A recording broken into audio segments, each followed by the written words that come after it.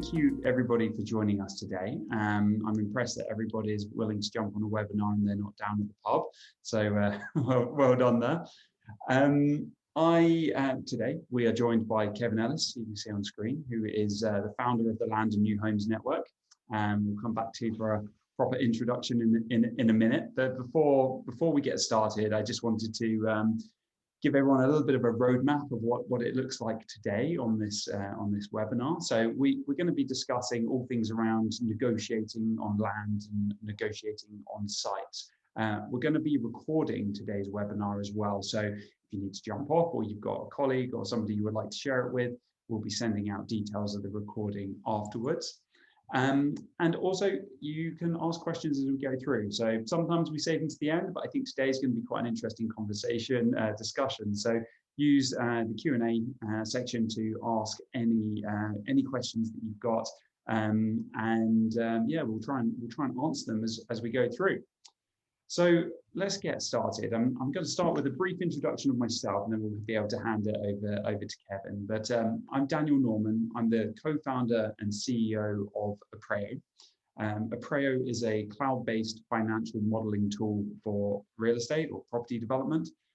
So our tool is designed for doing residual site value calculations, development appraisals, cash flow forecasts, development finance calculations, anything around the financial modeling for development projects. Our software does that all in the cloud.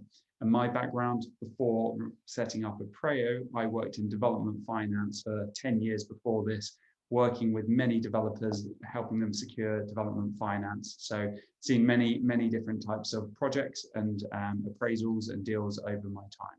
So now I'm going to hand it over to Kevin. Welcome, Kevin. We'd love to find out more about you. Hi, Daniel. Afternoon, everyone. Yeah, my name's Kevin Ellis. I'm the founder of the Land and New Homes Network and its sister business, Thomas May Land and Planning. As far as the network's concerned, we work with independent estate agents across the UK. We've got coverage in about 450 locations across predominantly England, and really helping those agents to develop and grow the land and new home side to their business. As far as our Thomas May hat's concerned, we're in the process at the moment of launching what will be 14 regions across the UK of the Thomas May business, and that really is to pick up any of what I call the white space area where we don't have network coverage from the Land and New Homes Network members. So we're really trying to sort of take a very proactive approach to the whole land piece. And thanks for inviting me on today, Daniel, to talk about how we're using Aprao. Brilliant. Okay, well, thank you for joining. So I was thinking a great way to start this conversation. I mean, look, Kevin, you're a guy with a lot of experience around land, acquiring sites, negotiating on sites.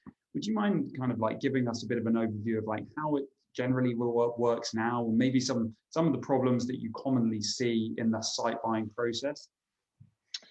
Okay, so I think if I start with where we're prioritizing our time, if you like, at the across the network at the moment, and that's very squarely aimed at what are the needs and wants of the house builders right here, right now. And long story short, without any exception, any developer is in the market to buy a consented site. And our team have spent a huge amount of time, one, poring over planning applications in the system, but as a great example of Ollie, my colleague, who was out yesterday, where we were taking a really sort of proactive approach of getting out into a particular area and looking all of those consented sites sort of physically on the ground yesterday, and actually again tomorrow as we go back for day two, but to really prioritize of understanding what's going on with those sites. Are they built and sold? Are they under construction? Whatever, because like I say, the demand for consented sites at the moment is sky high. I'll come on to how we're using your tool in a moment to do so.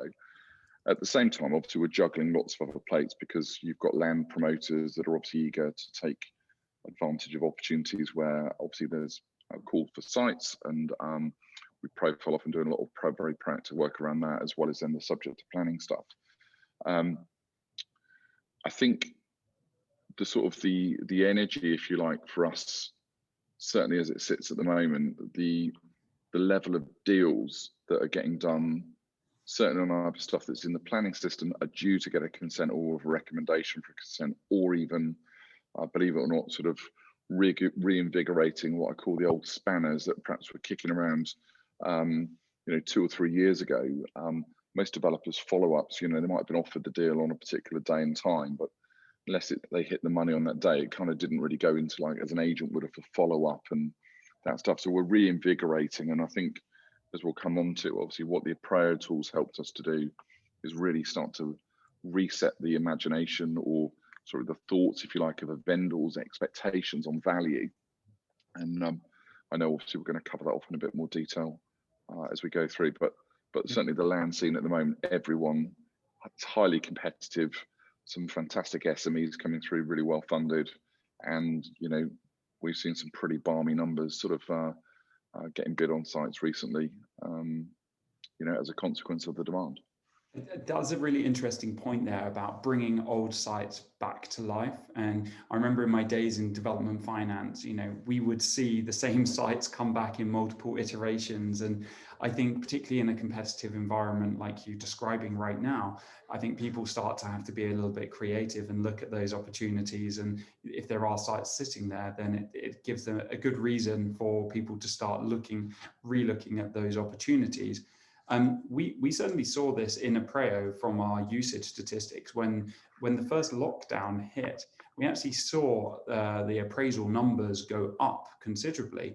And when speaking to our customers, a lot of people said, well, I'm now revisiting things that I looked at that maybe I couldn't make work before, and I'm now looking at them and readjusting values to understand if I can make that site work, maybe try and renegotiate on it. So it's quite interesting that kind of ties in there with what you're saying. We've got one particular, it's actually a developer client who has got an awful lot of land banked sites that wouldn't say it's core to their business to trade, but they will trade. And there's some that they're very happy to just say, oh, it's all right, we're not going to build it, but we're going to sit on it and sit on it and sit on it.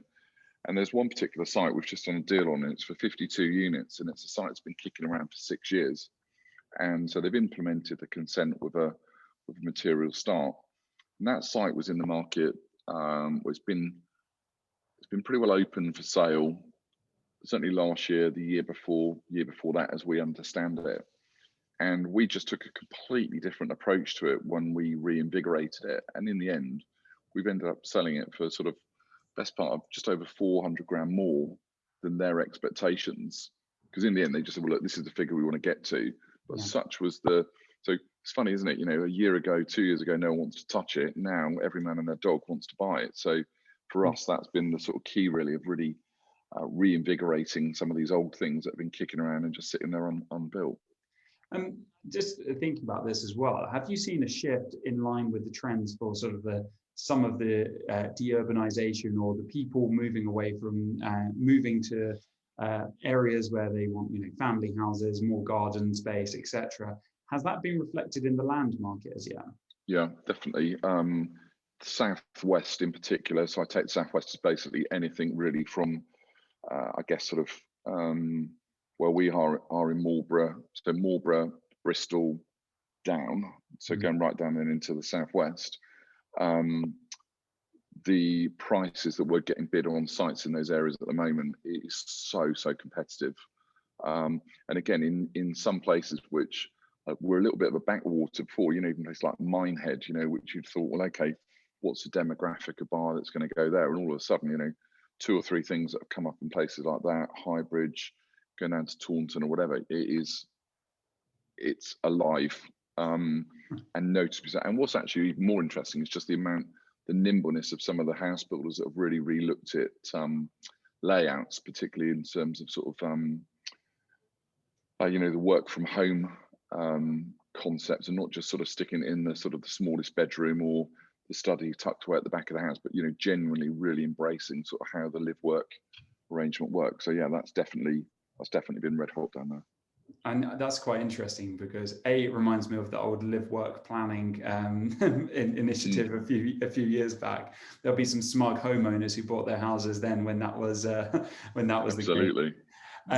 But 100%, I think that's really interesting to see how nimble, as you say, some of the house builders are being able to react and adjust their designs to reflect ultimately what the buyers are going to be looking for. I think regardless of lockdowns, I think people are just thinking about that work-life balance now. So the flip side of that is, does that create land opportunities in urban areas right now? I would say so. We've just done a piece of work, funny enough, just sort of outside of, well, on the fringes of sort of west and northwest London. And really interestingly, certainly not just for doing sort of PD schemes, but really sort of whole regeneration, if you like, of some of these areas. You know, we're involved in quite a lot of stuff in Swindon at the moment, which, if anyone's been to Swindon recently, you know, town centre is really not good by a long chalk. But I think this sort of whole shift, if you like, to creating the destination, you know, there's a lot of very good house builders that all, you know, almost niche house builders that are really sort of keen to tap into that. So we've definitely seen a lot more of that stuff coming forward, and particularly even some of the owners of those sites, whether it was a pension fund or commercial or financial institution, that are very pro, you know, bringing those deals to life now. Definitely. Okay, so on that note then, what are vendors or sellers ultimately looking for right now? What's the kind of like their appetite? Are they aware of the hot market, or, you know, what are they looking for? I think well, it's interesting because I think, of course, they're aware that the market is active. I think one of the things we've certainly seen is that we've got a couple of examples where, coming back to bringing or breathing some life into some old deals, where perhaps, you know, a vendor who's gone and got their own planning consent 2 or 3 years ago, maybe they were mismanaged in terms of their expectations of the level of price. We had one as an example that had been told the land was worth £2 million. At the time, all of the offers were sitting at 1.5. You know, obviously a 500 grand shift from what they thought they were going to get is a hard pill to swallow. What I think's happened, their expectations haven't necessarily then gone propensity sort of way higher than the two. What the market's now enabling it to do is almost to shore up what their original expectations were. Yeah. And they're not trying to take it quite on the same sort of speed. There are obviously some that are, but certainly in that one particular instance, they were just happy to get pretty close to the 2 million, which in our instance, it was a deal at 1.9 that we did, and come on to how we use your tool to do that. But that's definitely been the order of the day for sure. Definitely. I mean, and that leads me on to the question of, like, what advice have you got for people in terms of managing vendors' expectations? I know that this is a common theme around people buying sites, particularly off-market land, I guess, and negotiating on on-market opportunities, but it's just that imbalance between what somebody thinks it's worth and what somebody is able to actually make work from a development perspective. Yeah, I think that if I look at how our team are having great success with this, and where I guess we've sort of have really breathed life into some of these old deals, you know, I'll sort of wind back a little bit on the history of this, that our team, in fact, our Southwest team as an example, we've had that sort of Southwest region working now for just under 2 years. And I would say it's really in the last sort of 6 months that's really sort of come good. And the large part of that was that the initial phases were really doing the grunt work of sort of getting through this sort of voluminous amounts of sort of consented sites and really getting clear of where these vendors were sitting. And as you know, a vendor on day one, okay, some might say, yeah, let's get on and find a buyer, and others, since, you know, it's a longer burn. What I think's happened is that, you know, when you take a tool like Aprao, what that's enabled us to do is set the vendor's expectations from day one. And I think that, you know, if you look at the market that a vendor is going to take advice, you know, in normal sense, it probably is either to a local surveyor, maybe they're asking their solicitor for a recommendation, or they're just going to land at an estate agent's door. Now, you know, I'm a big advocate of what a good agent can bring, but there's an awful lot of bad agents that haven't got a clue about valuing land. So, you know, I constantly still hear this third, and I think, oh my God, is this still language that happens? And unfortunately, it does. But what I think Aprao does is, it's like, I call it the sausage machine effect. It's, you know, at the end of the day, if the vendor's got a consent, we're going to get a gauge of what the values are of the end resale unit. So it's then about, am I building at high specification, medium spec, or Billy Basic? Well, there's 3 different price points for the same product. What we've got to try and make sure is that, when we start looking at construction costs, abnormals, the sill, even in one instance, we had something in Sheffield a couple of weeks ago where the numbers had been worked on the net internal rather than the gross. And the difference just something like that made in terms of the viability was pretty significant in terms of the values. Now, actually, when you can sit there then with your tool or your report, or the report that you produce, vendors aren't stupid. I call it the bank statement moment. We're just sort of producing a blog on this. It's the numbers don't lie unless you've sort of manipulated either a really, really unrealistically low build cost, or you're factoring lots of other costs to suit the agenda. It kind of does what it needs to do. And I think any vendor, when explained in that way, that they get it. They know the developer's got to make a margin. They know the developer's got to borrow money. Borrowing money comes at a cost. Abnormals come at a cost, and contingency and all those things. So I would say that's been a really big factor for us actually, reconverting or re-energizing some landowners who probably had got a bit sick of it, if I'm honest with you. So would you say that kind of almost like complete transparency and honesty has an effect? Yeah, I wouldn't say they necessarily like the first, they don't necessarily like it on the first, on the first day it's presented, but actually when they go away and sleep on it and reflect, and we let them pause on it, and we go back and we will revisit numbers. I'd say 90% of the time they get it. And okay, for some of them, if they don't need the cash and they're happy to carry on sitting and waiting, fair enough. What I would say is that the waiting doesn't necessarily get better, and we've seen a good example down again in Wadebridge in Cornwall, where a consent about to expire. We're in a situation where they haven't implemented. Well, that's only going to get worse, because at the time there was no sill. Well, now there is going to be sill, so immediately that's going to completely pan the vendor's sort of expectation. So that's actually enabled us to reinvigorate a deal there, and away we go. I'm just genuinely intrigued now. When you're speaking to a vendor, I guess it depends on their profile, but like, how much detail do you go down into? Do you explain, like, look, this is the cost of me borrowing, or of someone borrowing the money, this is the sill, that, do you go into that detail? Yeah, we put all of that in, because if those numbers are known, the only things that, sometimes a little bit of a sort of finger in the air, and we've got a pretty good feel because we tap into quite a wide network of quantity surveyors and sort of house builders, obviously give us a good feel for where they're putting some of their numbers in. So we can pretty well across the UK, have a pretty good handle on some of the figures. Where it gets a little bit sort of complicated is when you've got sort of lots of abnormals, and even on this one that we've just done a deal on, there's probably 120 grand's worth of getting the spoil away on the site that's already there. Well, I wouldn't have had a clue that it was going to cost that sort of level of money to get rid of that. So that's a figure that we couldn't necessarily factor in. However, we would definitely get into the sill. We would definitely get into the agency. Something that gets forgotten about is even just like, the sales and marketing, the legal fees, the architect's fees for, all planning fees for every plot. So I think you've got to have our guys have got like a couple of page sheet of all the things we almost want to be thinking about as we're building your report, because it doesn't necessarily it's not there, is it? It's not the prompt's not there. So you've got to sort of know these things that you need to be factoring in. Otherwise, it's if you're not careful, this tool could actually really goof things up, rather than so it's a deal breaker rather than deal maker. So I think we've got to have a good handle on the numbers.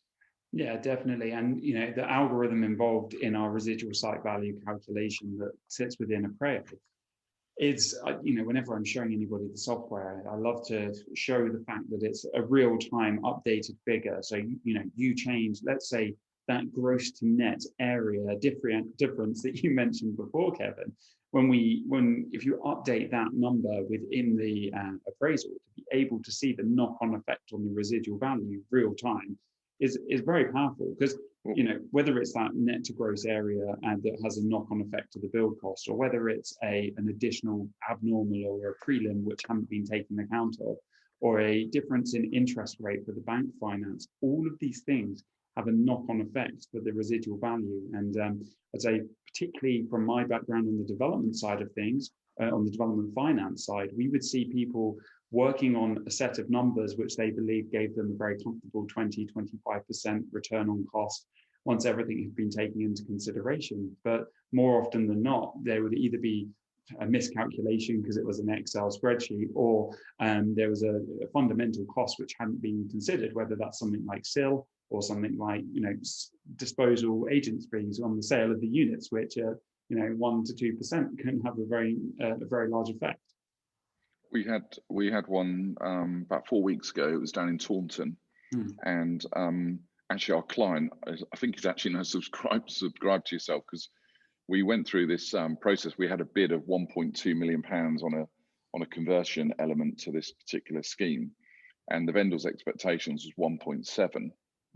So you're immediately sort of quite some way adrift in terms of the numbers. And what was really interesting, we said to the developer, look, because he really needed a cash out of this particular unlocking this scheme, but we just couldn't get anywhere near close. Now, what was interesting was that our buyers had been pretty transparent with some of their numbers, and we said to the vendor, look, okay, let's just wind this back. Why are you at this 1.7? And then when he revealed his numbers, exactly as you've said and I've alluded earlier on, he got his net to grosses it wasn't all tallying up. In fact, missed loads of costs that are unquestionably going to be in there, whether he was using an agent to sell them or he was going to sell them themselves. There's still a cost to the whole procurement of that. Well, long story short, we've ended up that broadly his number is now, he's balanced it in his head, he's reconciled it because he's seen it, but he's now at 1.35. Well, we were at 1.2, and we think we'll do the deal at 1.25. Now that was dead in the water 4 or 5 weeks ago, but through going through the journey, and it's black and white. There's just no two ways about it. It's there to, it's there to be used. So in that opening up of the transparency, it allows both sides to understand what's going on. They both wanted to do a deal. They both wanted to do a deal. They both got on. The problem was the £500,000 in the middle of it that was getting in the way of doing a deal. And the buyer was, adamant that their numbers were absolutely bang on. They specialised in conversions. They knew the cost. They'd factored in lots of sort of the things. And to be fair to the developer, in the end, he put his hands up and said, "Actually, look, yeah, we got it wrong." He felt a bit of a fool, but I think this is a great thing when you're dealing with people that are entrepreneurial by nature and want to do the deal. Yeah. When it is black and white, it kind of it does its job.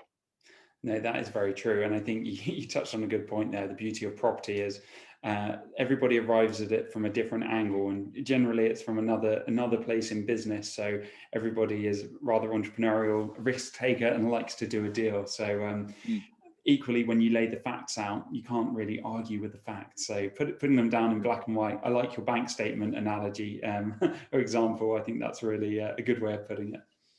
Yeah, definitely.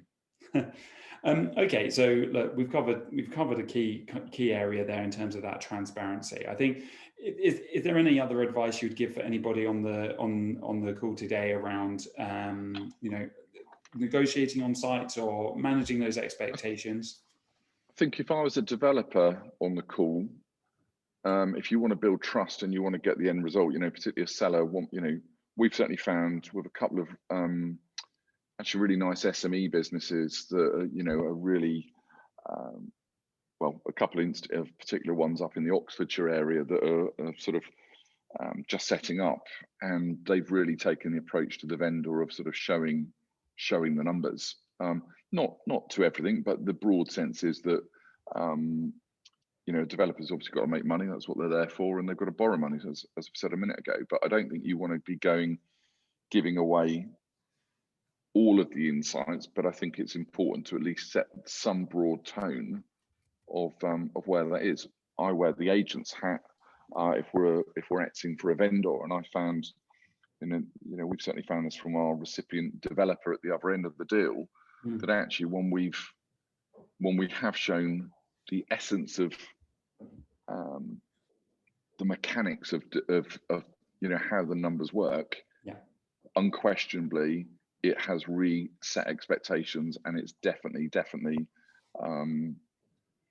made things come alive, which otherwise would have just stagnated and sat there. So I'm not saying give all of the game away, and obviously developers deal margins in what they're paying for build cost or other things. You don't have to give it all away, but I think you can give the broad spirit that to build X number of square footage of property is going to cost X amount of money. That actually ties in with a question that's just come in from Nick. So he said, how much information do you find developers are comfortable sharing with the vendor in order to back up the offer without giving away the development blueprint? I think what we're seeing at the moment is more and more developers are prepared to show their hand a lot more than they ever were. And that's largely, and we saw this again with something recently where a particular developer always found they were coming third or fourth on the offer or the bidding process. So always the bridesmaid, never the bride type moment. They were never successfully securing the deal. And okay, you could say, well, I'd rather, do you want to be number 2 in the bidding order? Do you want to be number 1, or where do you want to sit in the deal? I think there's much more as you're prepared to be transparent. The vendors 100% get it, and also they're not they sniff a rat then when your competitors as a developer don't do that sort of stuff, and they naturally become very, very wary. So I'm a great believer in sort of the integrity and transparency element. Like I said, keep a little bit back, in your deal negotiation. But I think if you're prepared to, you'll find that a lot more people will do a lot more stuff on a one-to-one type basis, and will actually be much more believing, and that runs its way through to when we're doing subject to planning deals. We've got some nice triggers now that are going into heads of terms around performance. So gone are the days where we've got a developer who's just optioning a piece of land and there's some pretty rough agency going on, and the vendors then stuck in an option agreement with no end date in sight, no key performance indicators in the contract, whatever. And I think there's a lot of things that have been learned from land promoters of how they've gone about that. All of that stuff, without question, for the deals that we've done, have really brought stuff, they've convinced vendors who might otherwise have had a little bit of mistrust around it, that they're just a bit more, they are a lot more believable of the deal happening, particularly when they can see it in that way. I think, correct me if I'm wrong, but I believe that it's not always about just the price or the offer at the end of the day. There's a lot more that goes into it than that. And as you say, if people can sniff a rat, or they can tell that there's something that's being held back, it definitely will affect the confidence of the vendor.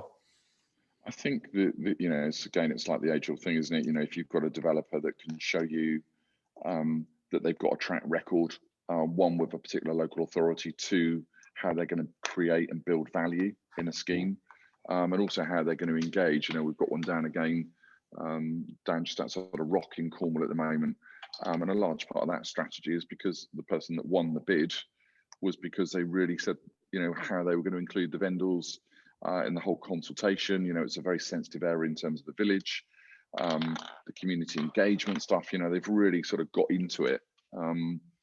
And the owners have liked that, even to the point that it's not been down to price. They've, in one instance, they've taken probably a couple of $100,000 less than was bid, but their believability in that this developer was going to perform was far more important than a Mickey Mouse figure that probably would end up getting chipped along the way.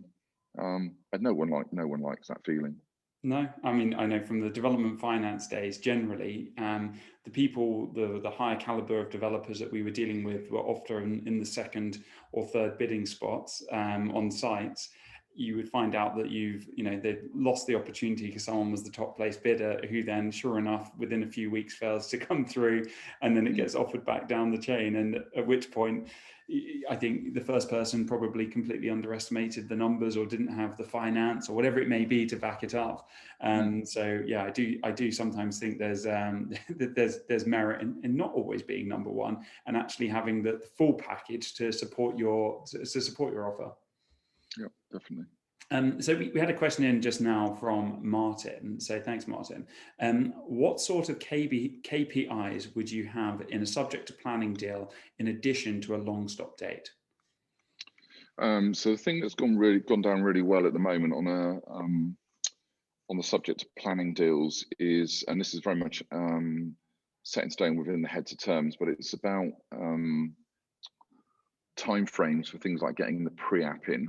So, upon signing the option agreement or whatever, the triggers are, what is the timeline that sits behind some of these things? So again, it's not being unrealistic, and it's also not tripping yourself up that the option agreement could be voided, but it's very much as, managing the expectation, saying, right, well, from within 1 month of signing the option agreement, we will have submitted our pre-app.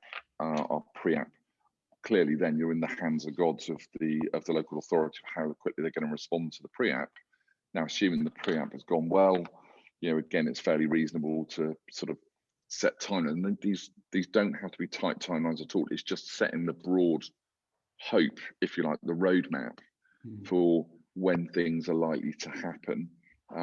It certainly enables to back them away a lot more, but equally, brings them into the equation of the deal as well. If they want to, see what they want to take a more active role, then it just sets that out well. But that's certainly what we're finding is owners are really, really liking that approach. And I say that's nothing different than what a lot of land promoters would do if they were going on the promotion route, to set some form of expectation. So it's just now taking it on a subject to planning option type deal to actually think, could you have those types of things?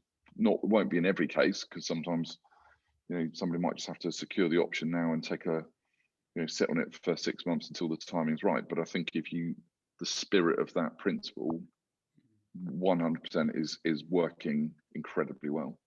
So do you think that vendors on subject to planning deals are willing to come along for the ride? Yeah.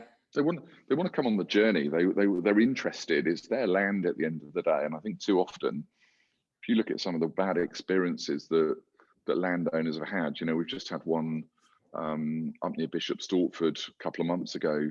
The end of the vendors had got wrapped in circles by a volume house builder, actually, who put an application in, didn't engage them at all, went for too much, and spoilt it. Then as the options expired, they're now clearing up, a bit of a mess. So obviously they were naturally very, very wary. The site 100% is a development site,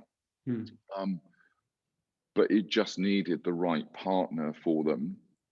And they got, they said themselves that when they did the first deal, which obviously didn't materialize, they got carried away by the hope number that they were being quoted. It wasn't about,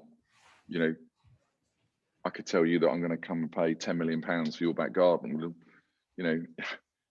That might be complete, baloney if I've got not cat and hell's chance of getting a plan in that's going to make it worth 50, 60 million pounds. And then, do you know what I mean? It's so, yeah, these are the common traits or problems that what I call either the checkbook land buyer who is in a company today, options a deal, gets a bit of a bonus because they've taken a site on. They're never there then at the end of the deal or when it goes horribly wrong. And somebody, for the poor vendor, is invariably clearing up the pieces with a black mark against their site. Definitely, it's almost like the financial incentives in the banking world of, it's one thing putting money out the door, but it's another thing getting it back in securely at the end of, whether that's a development finance loan or any kind of financial lending scenario. It's a bit like that with the land side of things when you describe it like that. Yeah, definitely. Okay, so hang on, we've just had another question come in. Well, research is key on planning history in local area. That's not so much of a question, more of a statement. But would you agree with that? Yeah, and that's why, we spoke before we came on here. I think this is where, take my hat off to some of you guys that are sort of creating this sort of prop tech at the moment. We as a business really champion Land Insight. We've worked with them for 4 years in terms of site finding. Mm-hmm. We find that certainly digging into the planning history has got a massive merit and benefit. And yeah, like anything, it's all in the research. And like I said earlier on, our guys, they've been up to High Wycombe. They've done best part of what one guy did yesterday, 60 odd visits on consented sites. At the same time, we've looked at potential sites that we're looking at as sites for the future. So just things we've spotted as before we've gone out there. Because yeah, like anything, all of this stuff, to know where the emerging competition is, even if it's not got a planning in now, but we're looking at areas not just in the here and now of the next 6 to 12 months. We're looking at this sort of 1 year, 2 year, 3 year, 5. We're looking at a lot more long term. And that's particularly when we start doing the development consultancy side of things with house builders. I did lots and lots of work in my old job for Barclay, and I'd been working on some of that stuff for 3-5 years in advance. Well, they want to know what, where these next sites are coming through, because they're going to be the competition. So I think any of this stuff is dynamite. And the nice thing is now it's a hell of a lot easier to get hold of this info than it was before trawling through umpteen planning authority websites. That ties in nicely with the question I was going to ask next, which, how does doing a deal today vary, or like how's it changed from doing a deal a decade ago? And I'm talking about a technology perspective. Obviously, we're a prop tech company. I'm always intrigued to get people's views. And I asked the question of, it was Daniel Joyce over at Close Brothers and their development finance team on a webinar. And when he racked his brain, he said, well, I was still using email. I was still using an Excel spreadsheet then. So not too much has changed in 10 years. But in the world of land, I'm keen to get your view on this, Kevin. Okay, let me tell you what COVID did for us. So COVID, sitting in our office on the 23rd of March last year, and our heads are in our hand, and we're thinking, oh, Christ, are we still going to be here in, 3-4 months' time or whatever? So we had to really turn on our heels pretty quickly. And the absence of being able to go out and do site visits, the absence of other things, once we've all got through the hurt of what was going on, what last year did is it accelerated all of our working practices by 5 years in a heartbeat.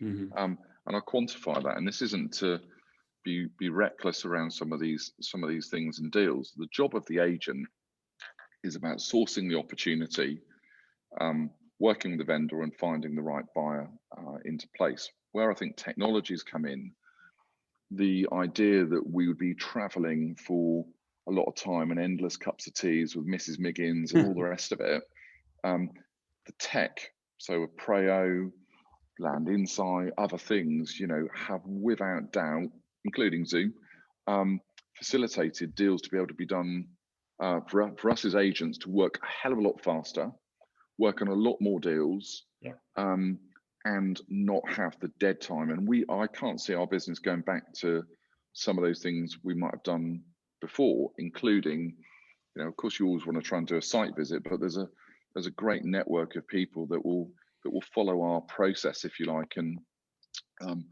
we had one recently, it's a site up in Preston, up in Lancashire. Well, I wasn't going to go hoofing it to there, and so therefore you tap into something like Viewber, which is a network of people that typically go and do viewings on properties or inspections. Well, you call up a Viewber person, so for 30 or 40 quid, they'll rock up to go and do the site. They follow our checklist. They take the photo. They do a FaceTime call with us while we're on site. Right, let's walk around the boundaries. Let's get a feel. And okay, with the rest of tech, topography, research, all this stuff, we're processing transactions a hell of a lot quicker. And that for me, overarching, and all credit to you for the tool that you guys have created, because I tell you what, most agents or most developers, certainly SMEs, were working off of a pretty clunky Excel spreadsheet. And if you were lucky, no one had nicked the formulas out of something and goofed it up. What definitely Aprao now does is with 100% sort of certainty say, well, if the number goes in there, the thing that's coming out the end of the sausage machine is hopefully a very well calculated and well-rounded number. And I think that's tech is definitely, for us, without question, you know, if last year hadn't happened, we probably would have carried on doing what we've always done, and it would have been all of that stuff. And I mean, that's just that example of the site that you didn't go and see. That would have been a minimum of a whole day out of the office, at which point At least you can't be doing anything else in that time. So it's just that alone, the efficiency is massive. I think the key is that the agent's role fundamentally, and this is where a lot of agents can get in the way of deals, and I'm sure a lot of house builders that will be on this webinar will say exactly the same. That all they want the agent to do is bring the deal to the table, give them the insight of where the vendor's thinking about or where they're at and who are they competing with. Right. So our job as an agent is effectively to source the opportunity, and for which we're bloody good at it. What you don't want the agent doing is starting to then speculate on the technical elements of the site. You know, at the end of the day, you know, Tony Pidgley, if he was still here today, you know, he would have looked at a site in a very different way than another developer. Well, that's the edge. That's the edge that each developer's got. That's not our job as an agent to second guess that. Our job is to say, well, hold on, here's a piece of land. It's in the settlement boundary. It's on the edge, and therefore it's going to come through. Has it got legs? Yes or no? Right, Fred, the builder, you know, is this something that would appeal to you? Yeah, I'll go away, work my scheme out, come back and give you a bid. Yeah.